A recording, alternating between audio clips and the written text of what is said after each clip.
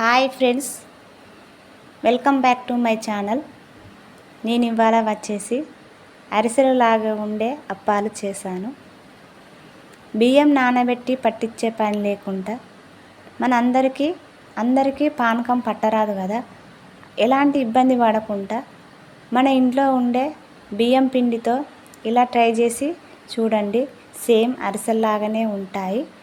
వీటిని అరిసెలు అనరు, ఒత్తుడప్పాలు అంటారు. ఇవి తెలంగాణ స్పెషల్. వీటిని ఎప్పుడు పడితే అప్పుడు చేయరు. దీపావళి నోములకు మాత్రమే చేసి ఇట్లా గౌరమ్మకు షాట్లో పెడతారండి. కాకపోతే ఇవి సేమ్ మనకు అరిసెల్లాగానే ఉంటాయి. కంటికి చూడడానికి చాలా అంటే చాలా బాగుంటుంది.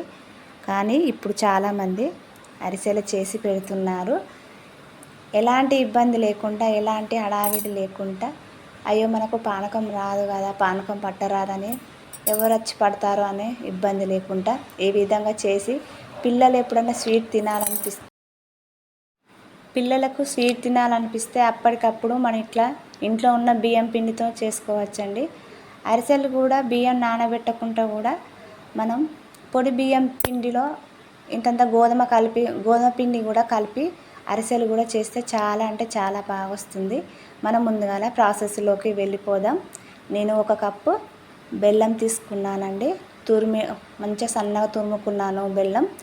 ఏ కప్పుతోటి అయితే బెల్లం తీసుకున్నానో అదే కప్పుతోటి నేను బియ్యం పిండి తీసుకున్నాను. 1 కప్పు బెల్లానికి నేను కప్పున్నర బియ్యం పిండి తీసుకున్నానండి. ఎందుకంటే మీరు స్వీట్ ఎక్కువ కావాలనుకుంటే కప్పున్నర బెల్లం తీసుకోండి. కొంచెం స్వీట్ తక్కువ తినేవారు కప్పు తీసుకుంటే సరిపోతుందండి. నేను కప్పున్నర బియ్యం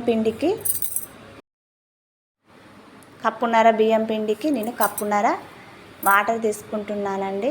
ఈ విధంగా వాటర్ తీసుకొని దీన్ని స్టవ్ వెలిగించుకొని ఇవి నీళ్ళు అనేది కొంచెం మరగనివ్వాలండి. కొంచెం ఇట్లా వేడైనాక దీంట్లోకి ఈ బెల్లం వేసుకోవాలండి. మీరు కావాలనుకుంటే సన్నగా తరుక్కోవచ్చు, లేకపోతే ముద్దలు వేసుకున్నా మనం ఏ విధంగా వేసినా కానీ బెల్లం అనేది వేడి తాకంగానే దానికి అదే కరిగిపోతుంది కదా. ఈ విధంగా మంట ఎక్కువ పెట్టుకోవాలండి. మంట ఎక్కువ పెట్టుకొని ఈ విధంగా గంటతోటి అలా కొంచెం ముద్దలు ఉన్న వాటిని గట్టిగా అదుముతే కూడా నాని అది ఎమ్మటే కరిగిపోతుంది.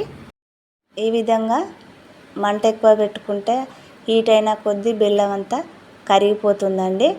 ఈ విధంగా కరిగిపోయినాక మనం బెల్లం చూడండి, ఇది మరిగిపోతుంది కదా, అంత బెల్లం కూడా కరిగిపోయిందండి.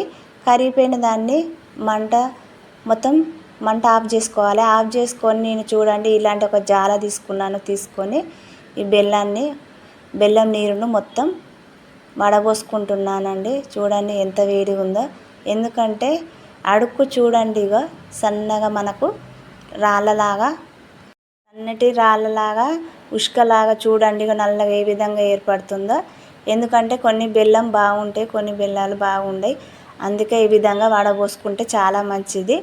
ఎందుకంటే మనం తింటాంటే కూడా అప్పటికప్పుడు మన పంటికి తాకకుండా ఉంటుందండి. ఇట్లా వడబోసుకున్న దాన్ని మళ్ళీ అదే మూకుట్లోకి ఇట్లా పోసుకొని ఇది కొంచెం మరగనివ్వాలండి.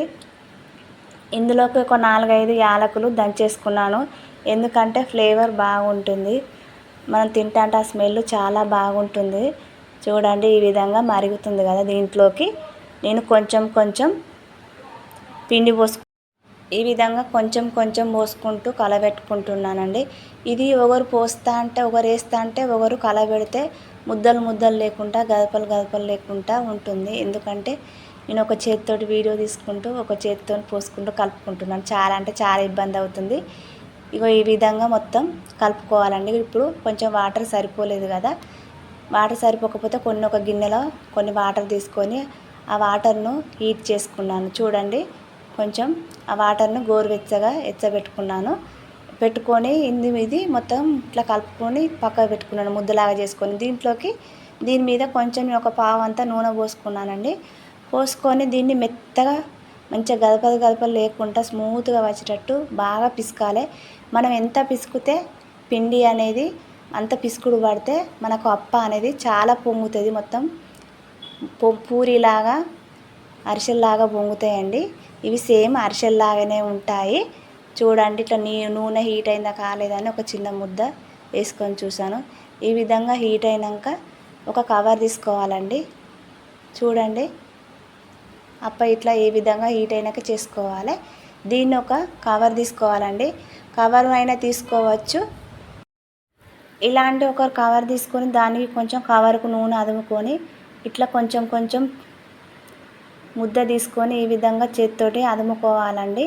ఇట్లా ఒత్తుకోవాలి. చూడండి బాగా పలసగా లేకుండా బాగా మందం లేకుండా ఈ విధంగా రౌండ్గా వచ్చేటట్టు ఒత్తుకొని మనం నూనె కాగంగానే అందులో వేసుకోవాలి.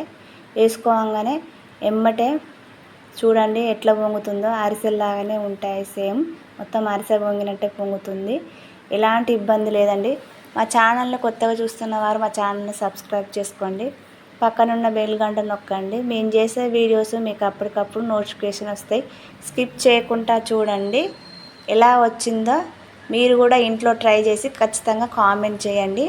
పిల్లలకు అప్పుడప్పుడు స్వీట్ తినాలనిపిస్తే ఈ విధంగా చేసి పెడితే వాళ్ళు ఎంతో ఇష్టంగా తింటారు.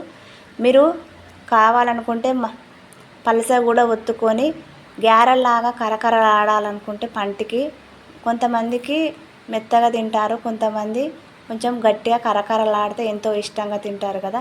ఈ విధంగా 1 by 1 ఇట్లా ఫస్ట్ ఒకటే చేసేసుకున్నాను. ఈ విధంగా 2 చేసుకొని నెక్స్ట్ టైం ఇట్లా ఈ విధంగా చేసుకుంటున్నానండి. పిండి ఎంత పిసుకుడు పడితే ఆ విధంగా అప్పు అనేది పొంగుతుంది. మన అన్నంలో వేయంగానే పొంగుతుందండి. అప్పాలు అనేది చాలా మంచిగా పొంగుతాయండి. మన పిండి ఎంత పిసుకుడు పడితే అంత చాలా పొంగుతాయి. చూడండి చూస్తుంటేనే తినబుద్ధి అవుతుంది కదా. చాలా నోరూరిపోతుంది. పిల్లలకి ఈ విధంగా మనం పిల్లలకు ఇట్లా వేడి చేసి పెడితే వాళ్ళు ఎంతో ఇష్టంగా తింటారు. అదేవిధంగా బెల్లం అనేది మనకు చాలా మంచిది. ఐరన్ కదా, బ్లడ్ కూడా ఉత్పత్తి అవుతుంది. ఈ విధంగా 1 by 1 చేసుకోవచ్చు. అదేవిధంగా ఇందులో మన నువ్వులు కూడా పోసుకొని చేసుకోవచ్చండి. అదే పిండిలో నేను ముందుగా నువ్వులు లేకుండా చేశాను. చూడండి అదే పిండిలో నేను ఇన్నని మళ్ళీ నువ్వులు పోసుకొని మళ్ళీ అంత పిసుకున్నానండి. మంచిగా పిసుకొని నువ్వులు పోసుకొని చేసుకున్నాను. ఎందుకంటే నువ్వులు పోసుకుంటే కూడా మనం తింటా అంటే మన పంటికి నువ్వులు అనేది తాకి చాలా బాగుంటుంది. మనకు పానకం పట్టే పని లేకుండా అయ్యో ఎవరైనా పడితే బాగుంటుంది అనే హడావిడి లేకుండా మనం ఇట్లా ఈజీగా చేసుకుంటే ఎంతో ఈజీగా చేసుకోవచ్చండి. మనం అప్పటికప్పుడు ఇలా ఈ విధంగా చేసి పెడతాం కాబట్టి పిల్లలు కూడా చాలా హెల్దీ. ఇది నూనె ఇట్లా స్మూత్గా ఉంది కదా, ఆయిల్ ఎక్కువ పీల్చుకుంటుంది, మనకు మంచిది కాదని అనుకుంటాం కదా. మనం అరిసెలు అనేది ఎప్పుడు పడితే అప్పుడే చేసుకోము కదా, పండుగలకే చేసుకుంటాము. సంక్రాంతి ఇప్పుడు వచ్చేది సంక్రాంతి పండుగ కదండి. సంక్రాంతికైనా దసరాకైనా ఇలాంటి అకేషన్స్ జరిగినప్పుడే మనం అప్పాలు అనేది అరిసెలు అనేవి చేసుకుంటాము. చూడండి ఎట్లా పొంగిపోయినాయి, పూరిల్లాగా పొంగుతున్నాయి. పిండి అంత స్మూత్గా అంత పిసుకుడు పడ్డది. చూడండి ఇప్పుడు నువ్వులు పోసుకొని కూడా ఒక 4 చేశాను. అవి పడుతుందా అండి. ఈ విధంగా నువ్వులు కావాలనుకుంటే నువ్వులు కూడా ఇలా పోసుకొని చేసుకోవచ్చు. మనం ఇప్పుడు ఆయిల్ ఫుడ్ అంటే ఎప్పటికి తినం కదా, ఎప్పుడో ఒకసారి తీసుకుంటాం.